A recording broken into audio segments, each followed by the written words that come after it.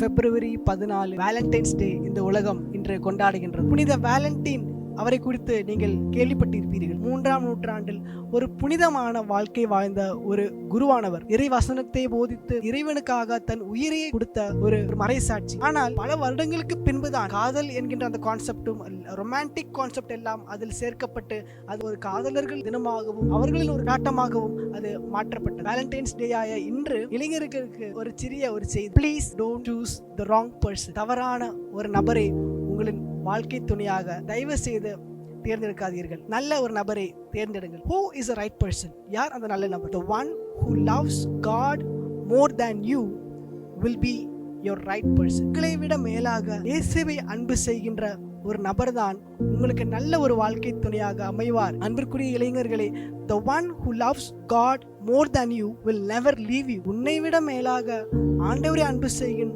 ஒரு நபர் உன்னை ஒருபோதும் கைவிட மாட்டார். இறுதி வரை உன்னோடு கூட இருப்பார் என்பதை நீங்கள் புரிந்து கொள்ள வேண்டும்.